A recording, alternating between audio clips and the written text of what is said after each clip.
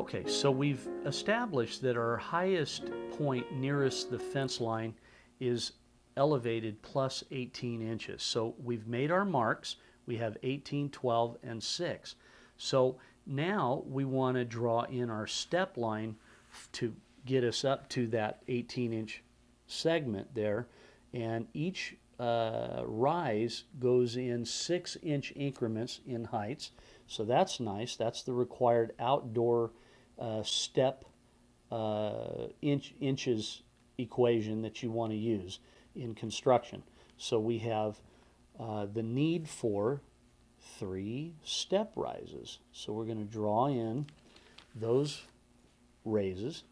And now what we have is we have to verify how we're going to construct this. We have a coping pour here, so we're going to bring that around. So this is the time we use our eraser for clarification. So we're going to go ahead and we're going to erase this line and this line, and it'll make sense to you right now that I've removed these lines, because this pour is one pour. So you don't want to have these lines there to throw off the construction of that step. So where you would put the line is here. So that's step number 1. And it's at the same elevation as this. So this is the first step. And then we go down here and we see that this is step number 2. So we're going to want to erase this line to indicate to the builder that that is our second step. So it carries across, and then we put an end to that step. And now we still need a third step, because what we have right now, we have only 12, and we need a plus 18. So we're going to go ahead and draw another line. And we're going to remove this line and this line, because what we want to do and what we want to show is we want to show this pour is all at the same elevation to here, but it's not. So how do we show that this is a step? Well, you just take and draw a line straight across, and now that shows one pour, another pour, and finally our third pour of concrete into this form. So now that we have our 3 steps, we show that.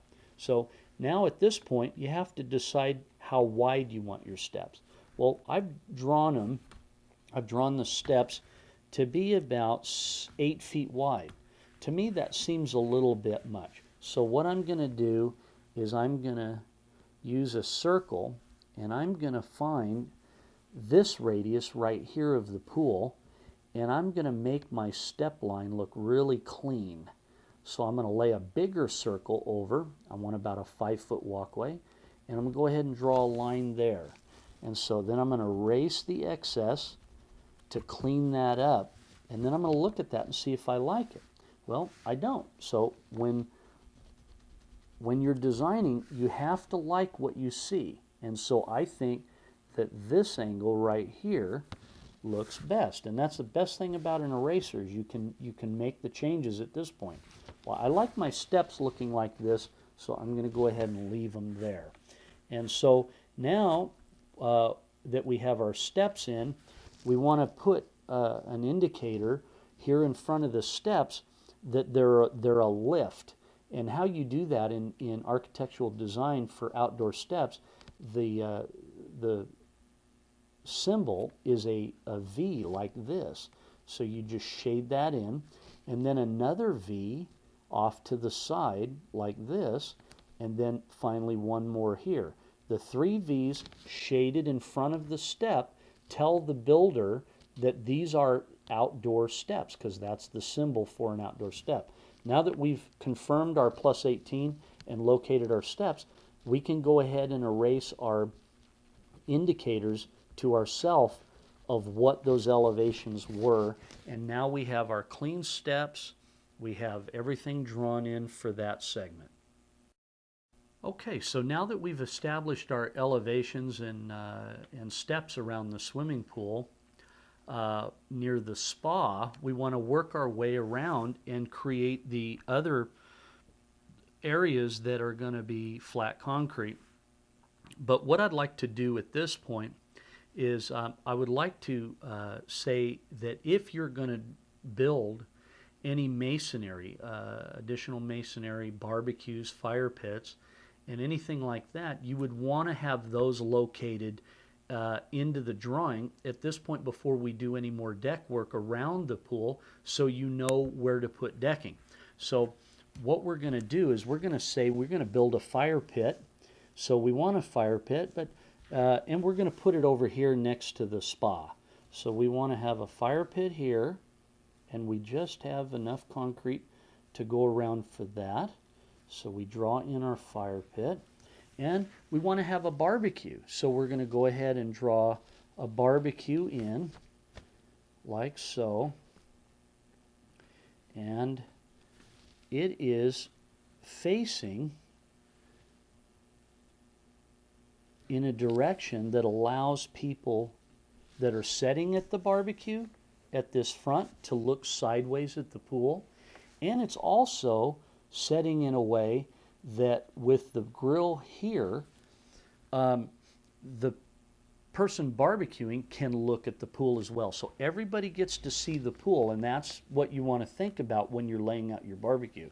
So now that we have our barbecue, we're going to decide right now if we want it to be a split level barbecue or a solid counter. Well, if we did a split level barbecue for the bar stool height,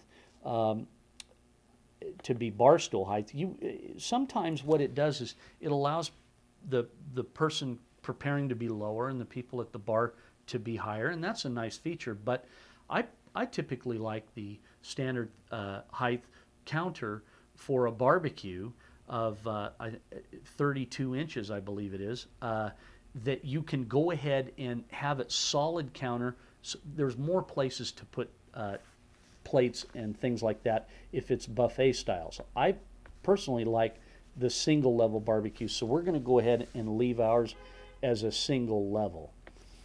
Then we have our barbecue in, and we have our fire pit in, and we have no other masonry that we're going to be doing. So what we want to be able to do at this point is draw in our concrete that we're going to add to our design.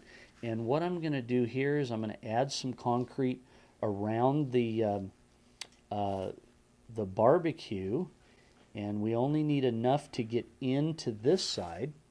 And then we're going to add a pad over here for chase lounges. So we're going to bring that circle around. And then we're going to go ahead and bring the circle around to the play area to get into the pool. And we just want to connect the barbecue. So we're going to connect it that way so we have a way to go over here. And since we can do +6 elevations without much grading, I'm going to go ahead and make this chase lounge area a +6. So I'm going to put a little rise note there, and then I'm going to go ahead and draw in the step. That's going to give me a raised pad for putting my chase lounges up here and laying out by the pool. And I'm going to go ahead and I'm going to erase these coping lines to make an indicator that this pour comes out to a step. So that takes care of that. Then at this elevation, we're going to make that +12. So I'm going to put a transition rock right here. And this whole segment behind the pool, we're going to raise +12. So I'm going to put a little mark there. We're going to raise that +12. And then we could put a shear descent here if we wanted. So let's go ahead and do that. That'll go into the pool and be a little splash there. And then, so now that we have our barbecue drawn in, and see, as you can see behind the traceable paper, we're not using a lot of we're only using certain parts of the concrete shapes that came with this. The rest of it we have to make up to fit our plan. So we had this really nice patio area that was existing that we didn't destroy, so we want to connect the pool to that. But in some cases, if the concretes are newer, older, it's better to transition them with step pads between so the eye doesn't catch that connection. It's kind of a trick in design. So what we're going to do is we're going to do that in this design. So we're going to go ahead and close off our area around the pool to this step. We're going to bring it over here. Then I'm going to loop it around to give us some area in front of this barbecue, like so. And so now we have, you know, a real nice walkway around the front here and behind. And then we're going to go ahead and bring our steps around and our reverse loop here to close off the concrete. Okay, so now we have a pathway all the way around our pool. We have a pathway around our barbecue. And so how we connect these spaces here between existing concrete and newly poured concrete, we're going to draw in a step pad, just like so. And that will allow the transition in design. You can grow grass through here or however you want to do that. But now that we've drawn in our concrete, we're going to go ahead and put our lines through, our expansion lines, and those should be at least about every 10 feet for crack relief. So, and then on corners, you want them on corners of masonry to where if it does move, it sends the crack down that existing line and doesn't harm your concrete. So we'll get our lines in here like so.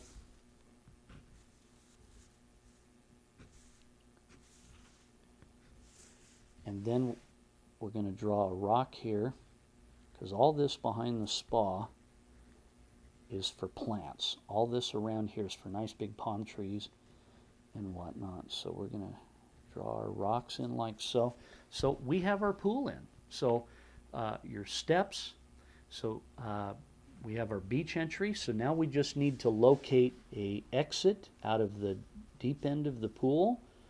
So we have a step love seat right here. Okay, so we have our access. We have our deep end step. We have our sheer descent. We have a little spillway for the spa. And so now we're gonna locate the step to go into the spa. So we want just a step right here. So we use a small half circle. The step size is about 22 inches from that bond beam out. So it's about 22-inch step. And then our seat, our love seat that goes all the way around the spa, just take it and draw a line about a little over the 1/8 inch, probably about double that. So we have a nice love seat that goes all the way around our spa. We're going to go ahead and show the light at this point. So I'll move this little camera right here. So now we can see that. That's our light right here. So we show our light, and then we show our step. Okay, we show our sheer descent. And now we're going to draw in our equipment, and we like the location where it's within our 5-foot setback here. And the way you draw pool equipment can be just like this. The way that you draw it, when you're facing the pool equipment, the heater is always on your left. So when you're facing it, the heater, you draw always to the left looking at your equipment. This is a 2-pump system, and then our filter. And again, it's all within our 5-foot setback. Okay, so we have our concrete drawn in, and so now we're just making sure that we have our lights drawn in. So here's our spa light, and then we're going to put 2 lights in the pool. Because of the angle of the pool's kind of bent, you know, shaped a little bit this way. It's not so straight. We really want to get the light into our areas. So we're going to go ahead and choose 2 lights. So how we draw a light into the plan is just like this. We just do a line, a big line, a small line, and then a little half moon like this. And so you can see that light will take care of this area real well, and this light will take care of this area real well, and then our light in our spa will do just fine there. Okay, so now that we've completed indicating our light location, we're ready to move outside the deck area for possible mow curbing location and planter bed location. So with our circles, it's really easy at this point to create planar areas. So you just want to connect it to the concrete like you see here, and a reverse, and then a real big one in the corner to carry it around, and then another one here, another reverse, and then a circle coming back around. Now over in this side right here, we're going to want a walkway coming around the corner. So we're going to go ahead and wait on connecting our mow curb to this side. But this side here, we're going to say that this side is completely closed off. So in drawing this side for the mow curb, we're just going to bring a line around, and then we're going to have, for illustration reasons, this is going to be a dog run. So we're going to put a gate here and a fence here for our dog run, and a gate. So we want to show our gate here. And so this will have new concrete poured to our patio. So we're going to show that. We're going to show a walkway, a 3.5 foot wide walkway that comes right on around the corner to our dog run. That'll keep the doggies behind here when we're using the backyard. So we're going to show that with our lines every 10 feet. So now we have our dog run. And now we can go ahead and connect our mow curb right to the new walkway. And that shows, what that shows is all this area right here for plants and trees. So we can plant a beautiful palm tree right here, and then one right here, and then shrubs in this area here, and then shrubs along the house side here. And so that will take care of plants. Now, pouring these walkways, what you want to do is, that'd be a good time to indicate a sleeve under walkways for irrigation and anything that you might want to get underneath your walkway. This is how you take care of that, is by a dash mark. And that shows, that symbol is a sleeve. And what we do is we just put a little arrow and we write 3-inch sleeve. And everyone that builds swimming pools knows to use a 3-inch drain pipe, stick it under there, they wrap tape around both ends or put the caps there. And then when you are ready to go underneath that walkway with your irrigation or lighting, you simply dig down in front of that cap, take the cap off, and right underneath it goes. So that's a really good way. So now we want to complete our hash line, our score joint, our score joint indicators for our concrete. So that takes care of this side over here.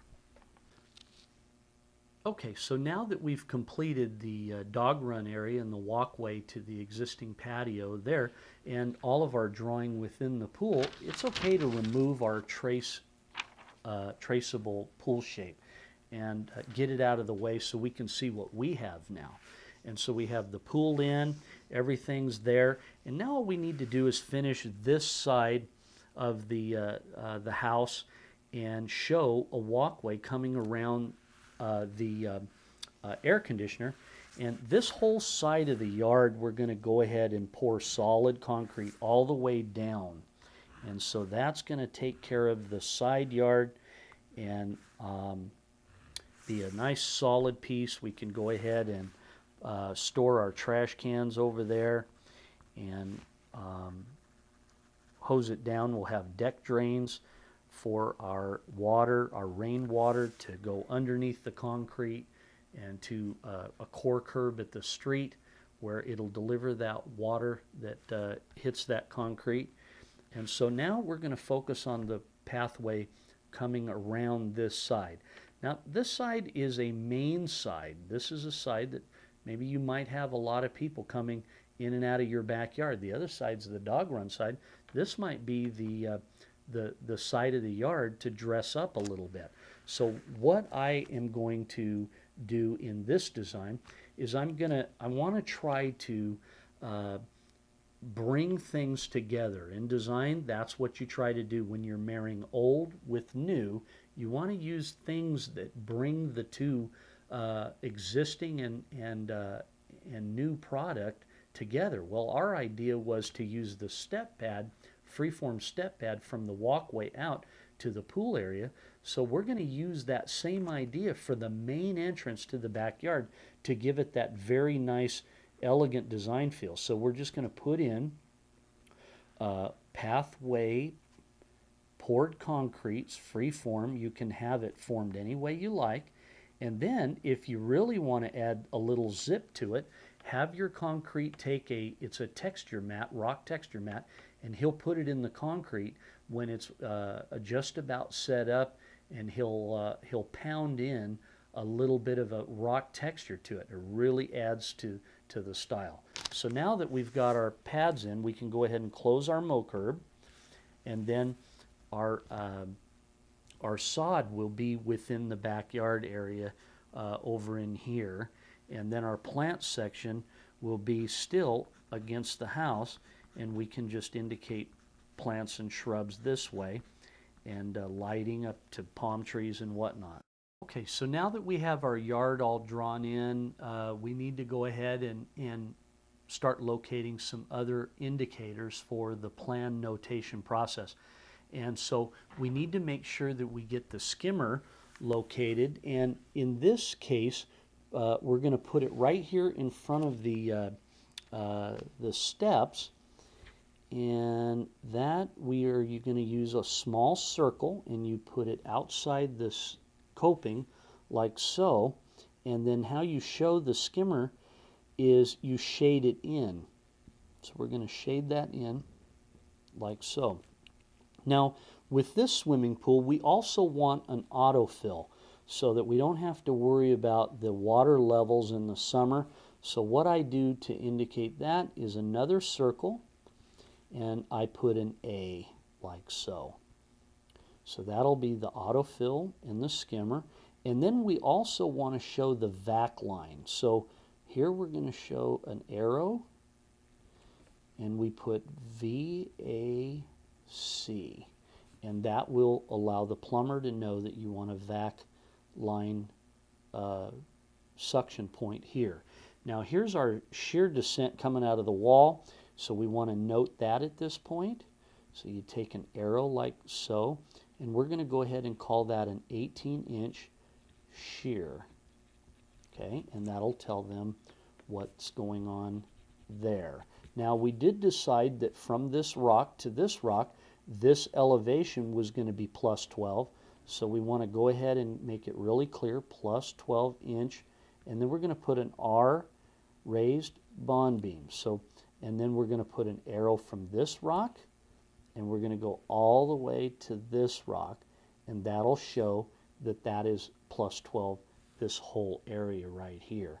Now, from this rock in front of the slide and the spa, we're going to make this plus 18. So we're going to go ahead and write plus 18 inches, and then we do a line from this rock all the way to this point here. So that shows that all this is going to be raised plus 18. These bring it down, and then this is 0. Then we have plus 6 here. So we have all of our elevation notes indicated at this point. We have plus 6, we have our 12-inch raised, we have our 18-inch raised, and then obviously what is not here noted but is standard understanding is we don't have to indicate that this is 0 elevation. That's just accepted knowledge.